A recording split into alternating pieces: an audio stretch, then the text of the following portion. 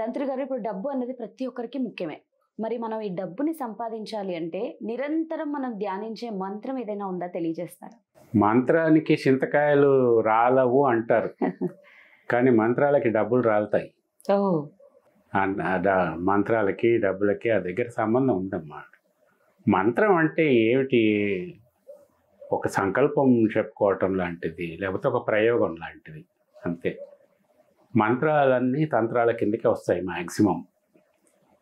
ఒక తంత్రం చేస్తున్నారంటే ఆ తంత్రానికి ఒక ఫలితం ఉంటుంది. ఒక యంత్రం అంటాము, యంత్రానికి ఒక ఫలితం ఉంటుంది. యంత్రాలు, తంత్రము, మంత్రము ఇవన్నీ ఊరికే రాలే.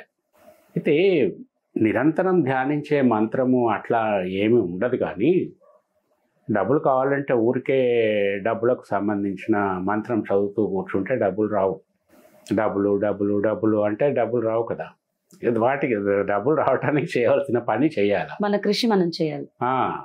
అయితే ఆ కృషి ఫలించటానికి మంత్రం ఉపయోగపడుతుంది. ఆ విధంగా సపోర్టివ్గా ఉంటుంది. అట్లా వస్తాయి డబ్బులు రావటం అనేది. ఏం చేయకుండా ఉంటే ఎక్కడి నుంచి వస్తాయి, ఎక్కడి నుంచి రావు. ఏం చేసినా సరే మనం చేయవలసిన పని తప్పకుండా ఉంటుంది. ఎంత గొప్ప ఇదైనా కానివ్వండి, మన కృషి లేకుండా ఏమి కాదు. మనము ఒక అడుగు వేయకుండా ఏది జరగదు. కొంతమంది ఉంటారు, సిద్ధులు ఉంటారు. అంటే మనకి పురాణ కథల్లో అక్కడిక్కడ చెప్పినవి వింటాము. అవన్నీ అభూత కల్పనలు అని చెప్పుకోవటానికి కూడా వీల్లేదు. సిద్ధులు ఉంటారు.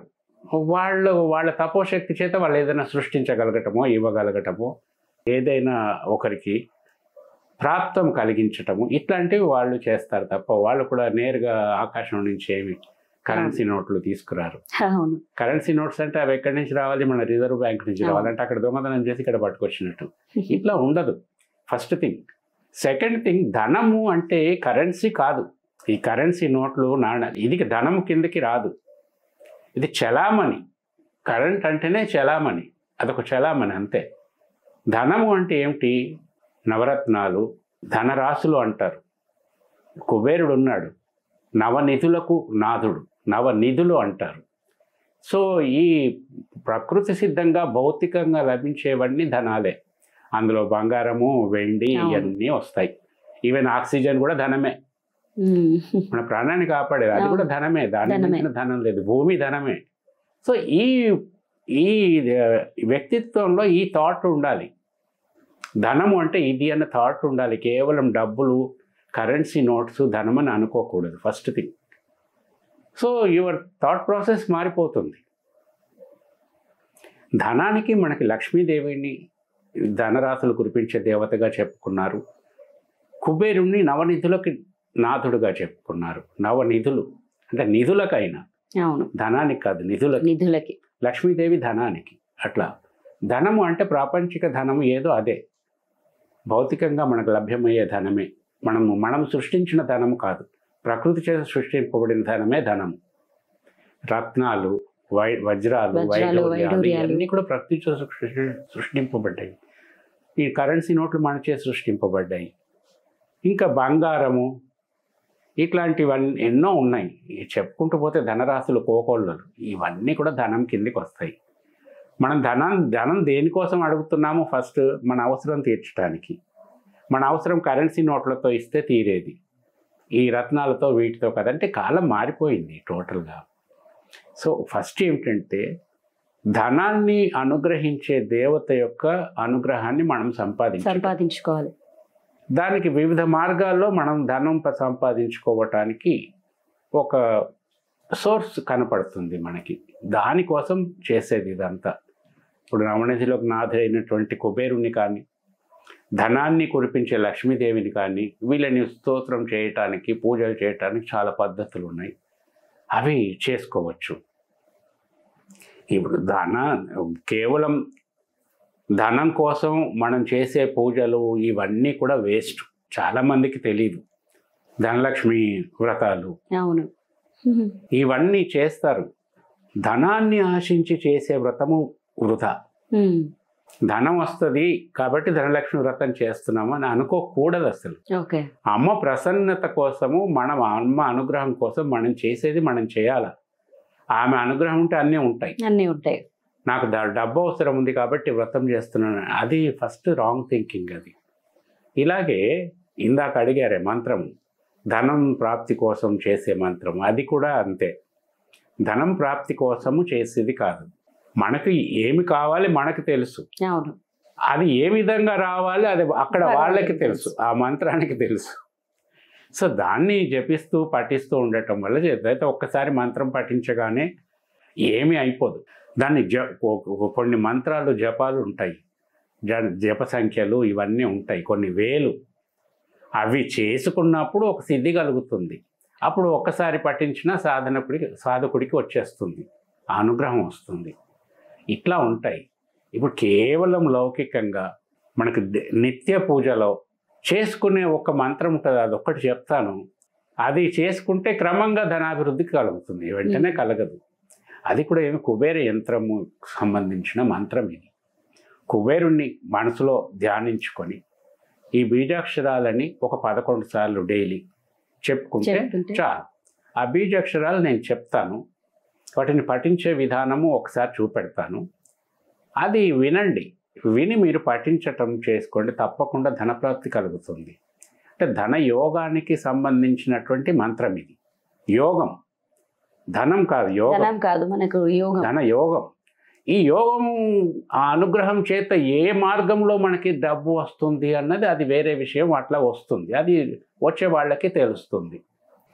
ఇది 9 బీజాక్షరాలు ఉంటాయి. ఇవి మంచి చక్కగా చదువుకోవాలి. కొంచెం డైలీ మార్నింగ్ టైం బిఫోర్ 8 సంసారం చేసే వాళ్ళకి, బిఫోర్ 8 సన్యాసుల్లో ఉండే వాళ్ళకి ఎర్లీ మార్నింగ్ సూర్యోదయానికి కొంచెం అటు ఇటుగా మనం కూడా అట్లా చేస్తే అద్భుతమైన ఫలితాలు ఉంటాయి. ఆ బీజాక్షరాలు మనకి స్క్రీన్ మీద కూడా కనపడతాయి, చూడండి. ఓ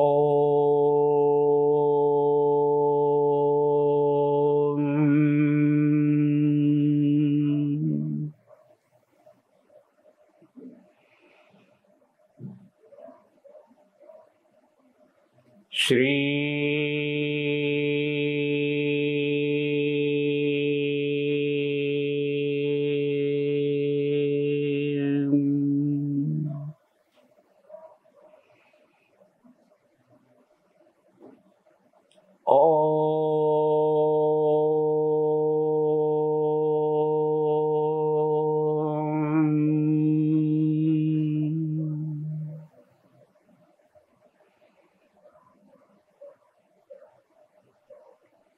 హరి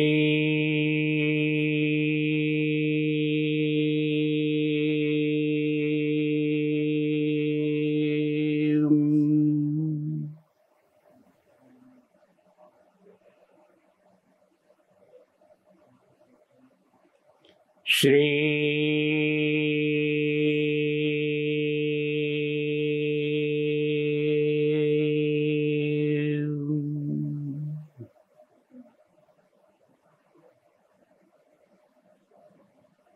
హరి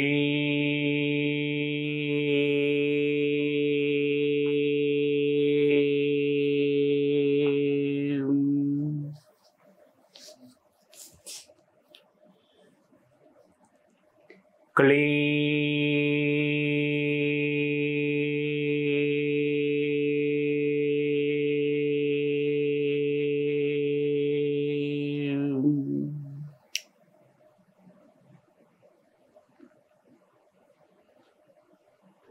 శ్రీ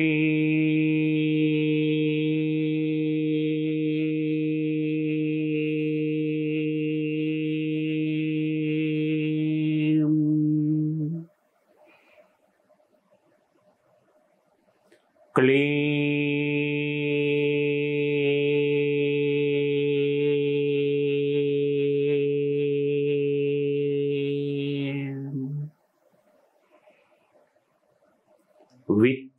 విత్తేశ్వరాయ నమః. ఇవి బీజాక్షరాలు. విత్తేశ్వరాయ నమః అంటే కుబేరాయ నమః అని. విత్తేశ్వరుడు కుబేరుడు.